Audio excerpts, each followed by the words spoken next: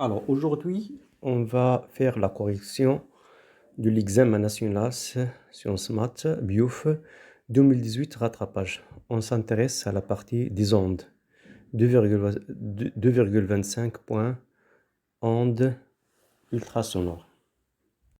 Je commence l'exercice 1, ondes ultrasonores, 2,25 points. L'échographie est un outil de diagnostic médical. Sa technique utilise une sonde à ultrasonore.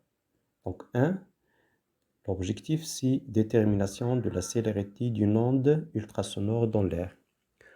On se propose de déterminer la célérité d'une onde ultrasonore dans l'air à partir de la mesure de la longueur d'onde lambda d'un signal émis par la sonde d'un échographe de fréquence N 40 kHz. Pour cela, on utilise un émetteur E produisant une onde périodique sinusoïdale de même fréquence que celle de la sonde. Les récepteurs R1 et R2 sont égales distance de l'émetteur E lorsqu'on éloigne le récepteur R2 d'une distance D. On va voir la figure 1. Les deux sinusoïdes visualisent sur l'oscilloscope se décalent, les deux courbes sont en phase à chaque fois que la distance D entre R1 et R2 a un multiple entier n de lambda avec n appartient à une étoile. Le diapo suivant représente le schéma qui contient un émetteur, récepteur 1 R1 fixe, récepteur R2 décalé avec une distance D par rapport à R1, un oscilloscope qui contient un écran, normalement pour visualiser les signaux R1 et signal R2. Première question, c'est 0,25, c'est une question de direct. Définit la longueur d'onde. Donc pour la réponse, la longueur d'onde symbolisée par lambda, son unité entre parenthèses c'est mètres, et par définition est la plus petite distance séparant deux points de milieu de propagation qui vibrent, c'est-à-dire dans le même état ou même phase. Pour la question 2, c'est 0,25 aussi, donc une question de choix, donc 1, 2. Choisis la réponse juste parmi les propositions suivantes. Petite A. Les ultrasons sont des ondes transportant de la matière. Donc fou, ils transportent de l'énergie. Petite B. Les ultrasons, ce sont des ondes mécaniques. Oui, normalement, il est vrai. Car il a besoin d'un milieu matériel pour propager. Si les ultrasons se propagent avec la même vitesse dans tous les milieux. C'est faux, car la vitesse ça change, elle dépend de la densité du milieu. Petite D, le domaine de la longueur d'onde des ondes ultrasonores, c'est entre 400 nanomètres et 800 nanomètres. Donc fou, c'est la longueur d'onde de la lumière visible. Alors pour répondre à la question 1-2, donc une seule réponse correcte, c'est petite b, c'est-à-dire les ultrasons sont des ondes mécaniques. Je passe maintenant à la troisième question, c'est un 3, c'est 0,5 points. La question c'est dans l'expression réalisée, dans l'expérience réalisée, on relève pour n est égal à 12, la distance d est égale à 10,2 cm. La question c'est déterminer la célérité de l'onde dans l'air. Alors les données, on a petit n est égal à 12 et la distance qui sépare R1 et R2, c'est 10,2 cm. Alors pour répondre à la question, normalement c'est 0,5 points, donc on cherche à déterminer la célérité. Par définition, la célérité V est égale à la longueur d'onde divisée par la période. Et sachant que la période, c'est l'inverse de la fréquence, Donc la vitesse est égale à la longueur d'onde fois la fréquence. D'après les données, on a la valeur de la fréquence est égale 40 kHz. Je le convertis en Hertz, ça donne 40 fois 10 à la puissance 3 Hertz. Alors pour déterminer la longueur d'onde, on applique la relation D est égal à N fois lambda. Donc la distance qui sépare entre R1 et R2 est égale à N fois lambda. Donc je peux déduire la longueur d'onde est égale D fois N. Finalement, l'expression finale de la vitesse, c'est V, est égale D divisé par N fois grand N. Alors, je passe maintenant à l'application numérique. Je remplace D est égal à 10,2 cm, je convertis en mètres, je multiplie par 10 moins 2. Et N, c'est un nombre entier, je reste N, 12. Et la fréquence, déjà convertie, c'est 40 fois 10 à la puissance 3. Après une application numérique à l'aide d'un calculatrice scientifique, je trouve que la vitesse est égale à 340 mètres secondes moins 1. C'est une vitesse de propagation des ondes dans un milieu linéaire. Alors, je passe à la deuxième partie de cet examen, petite 2, application de l'échographie. La sonde échographique utilisée est à la fois un émetteur et récepteur.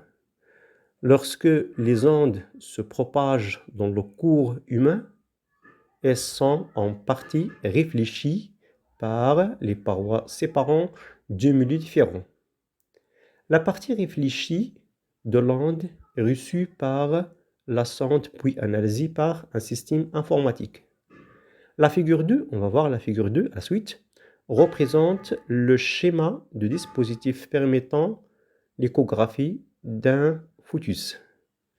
Lors de l'examen, une salve d'onde est émise par l'émetteur de la sonde à la date t égale 0.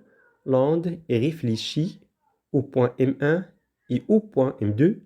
La sonde reçoit la première onde réfléchie à la date t est égale T1 est égale 80 microsecondes et la deuxième à la date t est égale T2 est égale 130 microsecondes. Alors la question de cette partie, c'est 0,5. La question, c'est de trouver l'épaisseur L2 de fœtus. Donc, sachant qu'on admet que la vitesse des ondes ultrasonores dans le cours humain a une constante de 1540 mètres secondes moins 1. Donc, la figure 2 représente un schéma simplifié. Il est consigné par une sonde de l'échographie, donc le coupe de vent de la mer, et la fœtus a une épaisseur de L2. Donc ça c'est clair qu'il existe L1, L2 et aussi la position de la sonde. Alors la réponse, l'épaisseur L2 de la fœtus, donc dans ce cas, la vitesse dans le cours est égale à 2 fois L2 divisé par delta t. Alors la figure 2, donc la vitesse est égale à 2 L2, tout simplement. La sonde, il contient l'émetteur récepteur dont j'utilise de L2, c'est-à-dire aller-retour, divisé par la variation de temps. Donc on cherche L2, donc ça donne 2 L2 est égal à la vitesse de cours fois delta t. Donc je peux déduire l'expression de L2, c'est l'épaisseur de la fœtus, donc est égal à la fraction Fc fois delta t divisé par 2. Finalement, l'expression finale, donc delta t, c'est T2 moins T1. Donc L2 est égal à Vc, entre parenthèses T2 moins T1 divisé par 2. Alors je passe à faire l'application numérique. T1 c'est 80 microsecondes, T2 c'est 130 microsecondes, la vitesse dans le corps c'est 1540 mètres secondes moins 1. Je remplace toutes les expressions, je trouve que L2 égale 1540 fois 130 moins 80, 10 à la puissance moins 6, je convertis microsecondes en secondes, divisé par 2. Finalement, je trouve L2 est égal à 0,385 mètres. Je le convertis en centimètres, je trouve que l'épaisseur de la fœtus normalement, c'est 3,85 cm. C'est presque égal à 4 cm. C'est les premiers mois, je pense. La dernière partie de cet examen national de sciences maths, c'est 3, diffraction de l'onde ultrasonore dans l'air. Alors, le schéma expérimental représenté sur la figure 3, donc il existe à gauche, donc à droite, comporte l'émetteur E émettant l'onde ultrasonore de fréquence N est égal 40 kHz. Donc, c'est la même fréquence utilisée avant. Donc, c'est la même fréquence, c'est-à-dire, on va voir, ça donne combien la longueur d'onde. Récepteur R1 lié à un oscilloscope, une plaque métallique pi percée d'une fente rectangulaire de largeur A, très petite devant la longueur, une feuille gradée permettant de mesurer les angles en degrés. On déplace le récepteur R1 dans le plan horizontal d'un angle θ sur l'arc de cercle de centre F et de rayon R 40 cm. Et on note pour chaque amplitude EM de l'onde reçue par R1 l'angle d'état correspondant. Donc le schéma il est clair et le contient d'un récepteur, l'émetteur, récepteur et le récepteur ils sont déplacés dans un trajet de forme cercle de rayon petit r. Première question, c'est 0,2531. Comparer la longueur d'onde de l'onde incident avec celle de l'onde diffractive. Donc on compare les deux valeurs.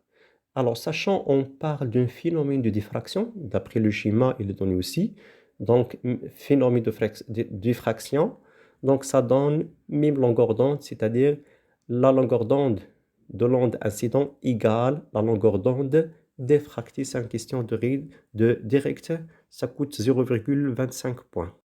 Je passe à la dernière question, c'est-à-dire 0,5 points. On donne A est égal à 2,6 cm, c'est l'épaisseur de la fente. Trouvez la distance de déplacement de récepteur pour observer le premier minimum d'amplitude EM de la tension de récepteur. Donc on cherche à trouver la distance. Donc la distance, d'abord, l'écart angulaire θ est égal à lambda sur A. Très connue cette relation, c'est une relation d'après les résultats expérimentaux. Et sachant qu'on travaille avec un arc où on travaille de l'abscisse angulaire et l'abscisse curviligne, donc S est égal D est égal R fois θ, c'est une relation de première année bac. On parle d'une rotation où l'arc, la relation qui est reliée entre l'abscisse angulaire et l'abscisse curviligne. Donc je peux déduire de la deuxième relation, θ est égal à D divisé par A. D, c'est l'arc normalement, ou la distance déplacée vers le haut ou vers le bas du récepteur. R, c'est le rayon. Donc, θ est égal à lambda divisé par A, et aussi θ est égal à D divisé par petit r. Donc, ils sont égaux, implique que D divisé par R est égal à lambda divisé par A. D'après la question, on cherche à déterminer D. Donc, D, ça donne lambda fois R divisé par petit a. Je passe à faire l'application numérique. Donc, la fréquence utilisée, c'est 40 kHz. Ça donne 40 10 à la puissance 3. C'est pour déterminer la longueur d'onde. C'est même expérience précédente. Donc, lambda est égal à D divisé par N. Donc, je peux déduire lambda est égal à 8,5 10 moins 3 mètres. C'est la longueur d'onde précédente car on utilise même fréquence. L'épaisseur est égale à 2,6 cm. Je peux le convertir en mètres. Le rayon de trajectoire, c'est 40 cm. Je vais aussi le convertir en mètres. Donc, ça donne D. Pour faire l'application, c'est 8,5 10 moins 3 fois 40 10 moins 2 divisé par 2,6 10 moins 2. Donc, je trouve une distance de 0,131 mètres. Je peux le convertir en centimètres, ça donne 13,1 cm. Je pense qu'un examen facile par rapport à des examens des années précédentes. Finalement, je remercie pour votre attention à la suite de la correction d'autres examens, Inch'Allah.